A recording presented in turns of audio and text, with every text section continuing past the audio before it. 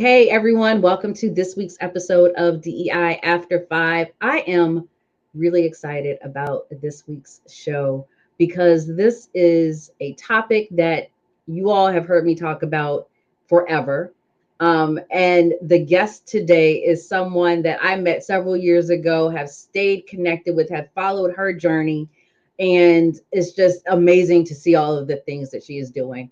And so today, my guest is Minda Harts, who is a workplace strategist, who is a best-selling author, who is now doing what film and just she's doing all the things. And so, Minda, I want to welcome you to the show today. Honored to see you and be here with you. Thank you, Sasha.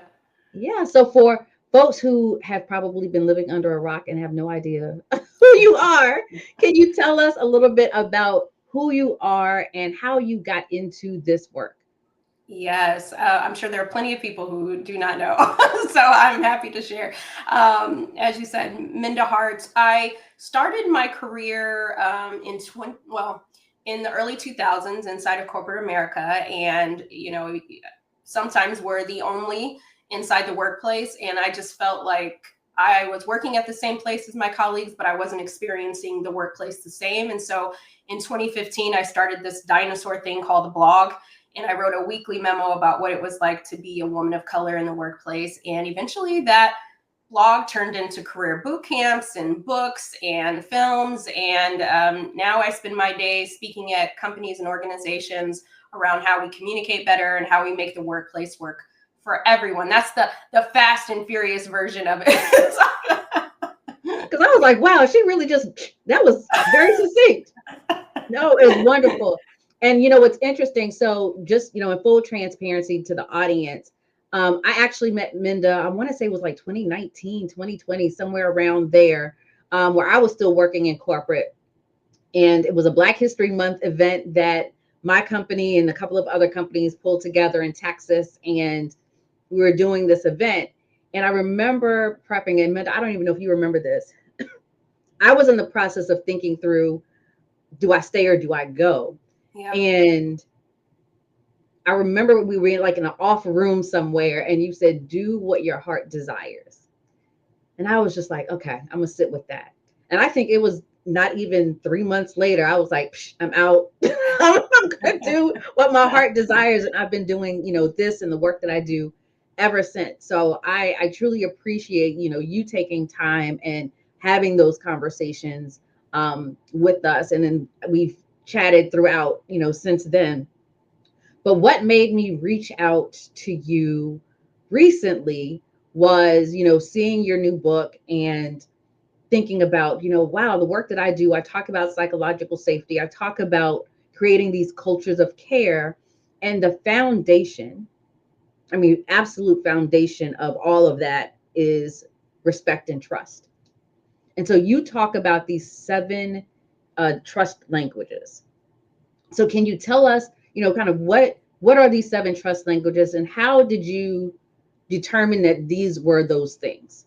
Yeah, well, congratulations to doing what your heart desires. Okay, and so I have to acknowledge that. But I would say for me, how I arrived at these 7 trust languages, I was thinking about Gary Chapman's The 5 Love Languages. And if we have languages for our romantic and platonic relationships, what are those languages that we need in other ways to either enhance trust or erode trust? And I kept hearing from people who, after they heard me talk, they'd send me a message or they'd approach me, Sasha, and they'd say, I don't trust my manager. I don't trust my colleague. I don't trust HR, right? And I kept hearing this for years. And I was like, well, what's underneath that you don't trust them? Yes, you may not trust them, but there's an expectation that you have of them that they may or may not be aware of. So what is that thing? And if they knew that you needed that to enhance the relationship and create a more harmonious working relationship, what would that be? And so after I started to ask those probing questions, I started to uncover, what you're really saying is you need more transparency. Oh, what you're really saying is you need more feedback, right? And so it just over the years, I just consolidated what people were saying were falling in one of these 7 buckets. So really quickly, transparency, that's clarity and honesty. Sensitivity, security, that's the psychological, intellectual, and emotional safety and belonging that you mentioned. Demonstration is our actions aligning with our values. That's the behavior. Feedback is that meaningful and consistent insight. Acknowledgement is being seen and valued for our work. Some people just need to know, if it wasn't for that report you did in Q4, I don't know where we'd be right now. Thank you, right? Sometimes, and we're not even doing that. Sensitivity is that EQ, essentially, right? Being mindful of our words, actions, and behaviors. Did I earn the right to tell this joke in this room with this set of people, or do I need to be a little more empathetic to how I'm showing up? And then lastly is follow through, keeping our words. Sometimes we say yes to everything. Again, not because we intentionally want to erode trust, but we just have so much on our plate, and then we never follow through, and that's eroding someone's trust. So those are the 7 trust languages. And if we have somebody has an expectation of us as well. You were speaking my language. And it's so funny. I did a session last week in Boston. Last week, my days are blending together. I think it was last week in Boston. And one of the participants asked, well, how are we defining trust? And I said, it really depends on your personal definition. And so what you're saying is, because for some people, it may be the demonstration. So some people, it may be the security. For some, it may be the follow through. So it all depends. And what I loved about these 7 trust languages is it aligns so well with when I talk about creating these cultures of care and how leaders need to show up.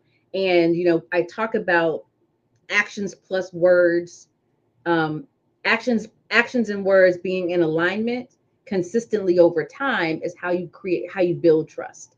Yeah. Right. You can't just say, oh yeah, I'm gonna do it. You do it one time and then you go back to your old behaviors, because now I don't trust that this is who you are, because it's not consistent over time. Right. And so those are the things that I think people gravitate toward, but don't even necessarily know what's pulling them. Right? They can't define or clearly articulate, this is what I need, or this is what I desire, and they don't necessarily know until they don't have it. Right. Or you left that role, right? And, so it's interesting. I was thinking about a former manager I had, and I would get so frustrated with him because he would always say, oh, you're a rock star, and give me all these like pet names, cute names, right? That we've all, you're a high achiever, Minda. But yep. I never felt like he gave me any like feedback. I would just do a project and that was it. And so in my mind, I created this narrative that I can't trust him. He's not speaking my names in the rooms that I'm not in, right? And we all create this narrative. So it seeded this, I can't trust this man. And then eventually I sat back with myself and I said, wait a second, he doesn't know you need feedback, Minda. So what would it look like to go have a conversation with him? And I approached him from the lens of, okay, if I approach him with what I'm not getting out of this relationship, do I approach him to enhance the relationship or to erode it, right? Because sometimes we even enter how we respond to people. And I said to him, I really value, Bob, when you provide feedback to me after every project that I'm working on, because it really helps me set the tone for the next one. Is that something that we could schedule into our one-on-ones? Can we partner on that together? He says to me, Sasha, I didn't know you needed that, Minda. You're an independent woman. You're da-da-da-da, right? And it closed this expectation. And I realized it was less about trust and more about a communication crisis. There was this gap, right? And I think, again, I might show up in a way for you that I think I'm enhancing trust, but all the while it's making you crash out, right? And we just have this expectation of each other that we have that's unspoken, right? Yeah, absolutely. I mean, it's so funny. I shared the story with the group last week of I had a leader and he was just like, I can't figure out why we can't just connect. And again, I stayed in trouble all the time. And I said, because to me, like you come across as a used car salesman. And when I was telling the story, they were like, you really said that? I'm like, I did. And I said, but I had to explain that how you act with me is very different than I see you act with other people. And I don't know which one of you to trust, right? Because you're how you're showing up. And so that's that demonstration. I'm seeing one thing here, I'm seeing something else here. And then you come to me and you're a totally different person. Who's the real person? Mm-hmm. And so having that conversation and having that dialogue, and it's very interesting because during that time period for me, authenticity was number one. Like that's such a value of mine. Like if you are not your true and authentic self and I'm seeing another version of you constantly, I that trust starts to erode very quickly.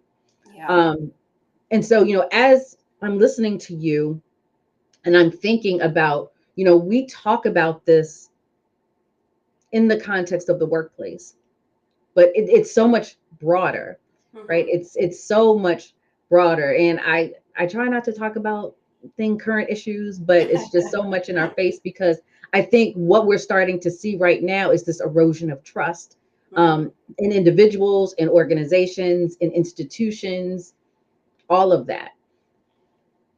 How do you think that what we're kind of talking about in the corporate space manifest, right? What we're learning about ourselves in the workplace, how does that manifest into this greater space of our lives?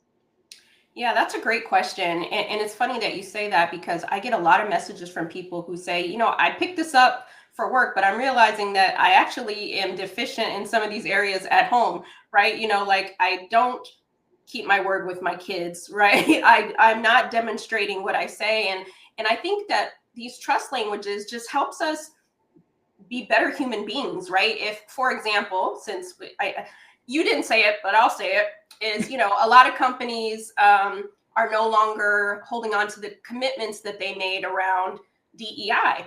And Mm-hmm.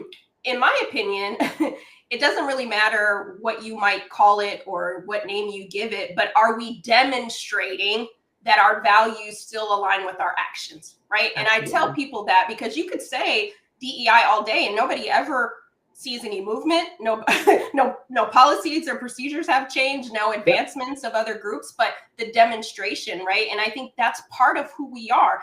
I have a lot of managers. I do some trainings around the trust languages with first-time managers at certain companies, and I'll say to them, or they'll say to me rather, I don't listen, I don't watch the news anymore. And I said, you know what?